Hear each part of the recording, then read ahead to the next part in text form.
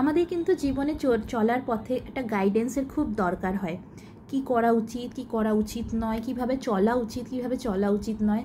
তো বন্ধুরা, সেই জন্য আমি তোমাদের জন্য নিয়ে এসেছি ট্যারোর গাইডেন্স, যে আজ তোমাদের সারাটা দিন কি করা উচিত, কিভাবে চলা উচিত, কি হতে পারে আজ তোমাদের সারাটা দিন তোমাদের সাথে। তো চলো দেখে নিই কি গাইডেন্স দিচ্ছে ট্যারো, কি বলছে ট্যারো আজ তোমাদেরকে। ওকে, নাইট অফ ওয়ান্ডস।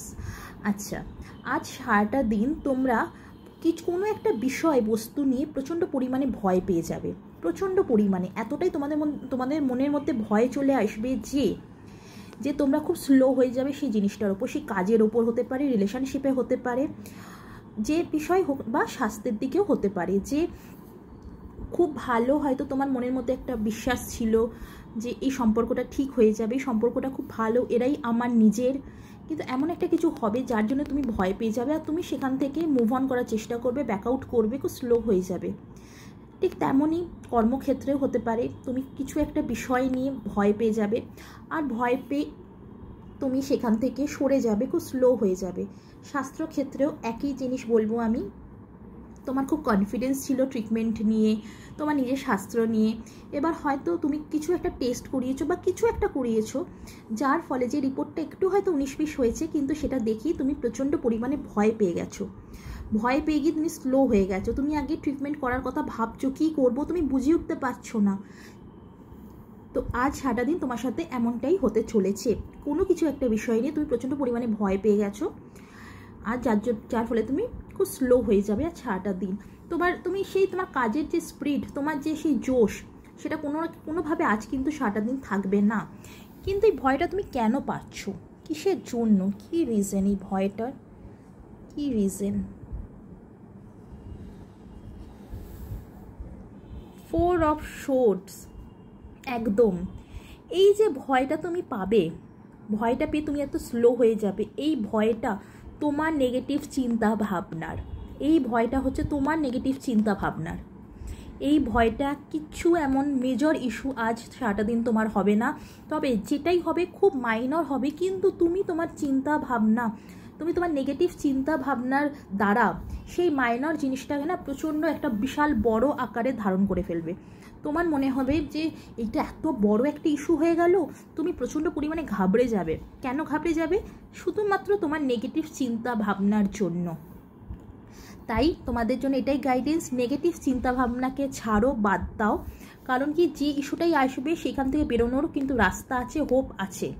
শুধু তুমি যেই নেগেটিভ চিন্তা ভাবনাটা করছো না, করবে।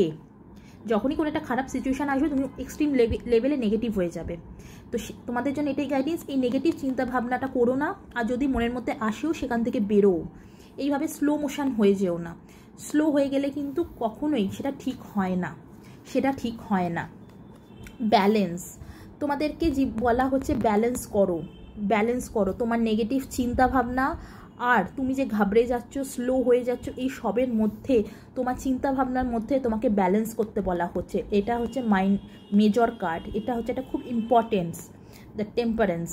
তোমাকে ব্যালেন্স করতে বলা হচ্ছে। ব্যালেন্স তুমি না করতে পারলে কিন্তু কোনো দিক থেকে, সেটা কর্ম বলো, রিলেশনশিপ বলো, হেলথ বলো, কখনো সেটা ঠিক থাকবে না।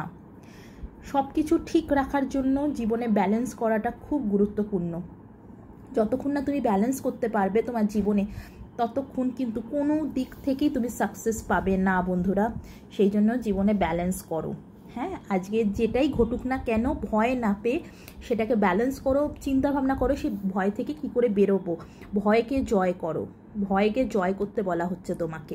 এইভাবে নেগেটিভ চিন্তাভাবনা করে জিনিসটাকে ছেড়ে দিও না, ভয় পেয়ে স্লো হয়ে যেও না। ব্যালেন্স করো, ব্যালেন্স করবে তবেই যে প্রবলেমটাই আজ সারাটা দিন তোমার জীবনে আসুক না কেন, তুমি সেখান থেকে বেরোতে পারবে। এটা তো নিশ্চিত যে আজ একটা কোনো হয়তো প্রবলেম আসতে পারে। সো বি রেডি, যে প্রবলেমটাই আসুক না কেন সে ভয়টাকে জয় করো, ব্যালেন্স করো নিজের মধ্যে, আর সেখান থেকে ইজিলি তোমরা কিন্তু বেরিয়ে আসতে পারবে। সো বন্ধুরা, এই ছিল আজকের রিডিং। অ্যান্ড অফকোর্স এটা general base reading, not personal reading. তো সবার সাথে সব কিছু রেজোনেট নাও করতে পারে, তোমরা ততটাই নেবে যতটা তোমাদের সাথে রেজোনেট করছে। অ্যান্ড অফকোর্স রিডিংটা দেখো, অ্যান্ড যেটা গাইডেন্স আছে সেই গাইডেন্সটাকে ফলো করো। কে বলতে পারে, তোমার সাথেও তো এরকমটা হতে পারে। আর যদি হয় তাহলে তোমার জানা থাকবে কি করা উচিত। যখন এরকম কোনো সিচুয়েশান আসবে তুমি বুঝে যাবে যে তোমার কি করা উচিত। সো ভালো থাকো, বাই বাই।